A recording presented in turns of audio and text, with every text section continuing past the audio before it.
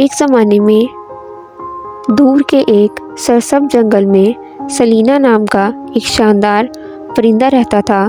Selina کوئی عام پرندہ نہیں تھا۔ اس کے پنکھ کوسے قزح کے رنگوں کی طرح چمک رہے تھے اور اس کی آواز ایک گانے کی طرح دل فریب تھی۔ پتے بھی اس کی آواز پر رقص کرتے تھے۔ ایک دن جب سلینا جنگل میں اڑ رہی تھی تو وہ ایک چمکتی ہوئی ندی کے اوپر سے گزری تو اس نے دیکھا کہ بچوں کا ایک گروہ ندی میں کھیل رہا ہے۔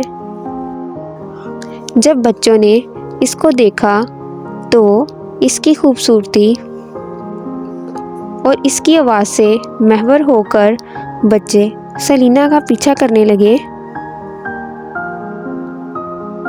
جب وہ درختوں کے درمیان سے گزر رہی تھی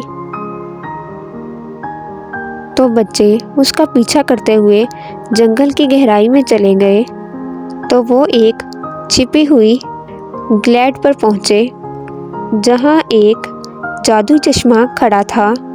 بغیر کسی ہچکچاہٹ کے سلینا نے چشمے کے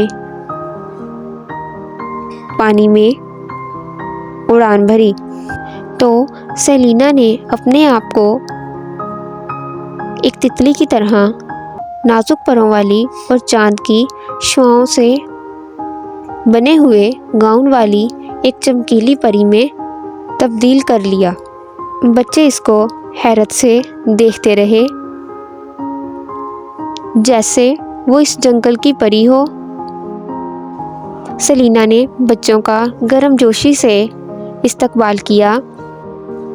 اس نے انہیں اپنی دوستی کا تحفہ دیا اور جنگل اور اس کی تمام مخلوقات کی حفاظت کرنے کا وعدہ کیا۔ اس دن سے سلینا ایک پرندے سے ایک پری میں بدل گئی اور بچوں کی جنگل کے عجائبات کے ذریعے رہنمائی کی، انہیں فطرت کے راز سکھائے تو بچوں کے دل خوشی سے جھوم اٹھے اور بچوں کو جب بھی کہیں سلینا کی ضرورت پڑتی تو سلینا اسی وقت ان کے سامنے نمودار ہو جاتی۔ اس کا گانا درختوں میں گونجتا اور انہیں اس جادو کی یاد دلاتا جو ہم میں سے ہر ایک کے اندر ہے۔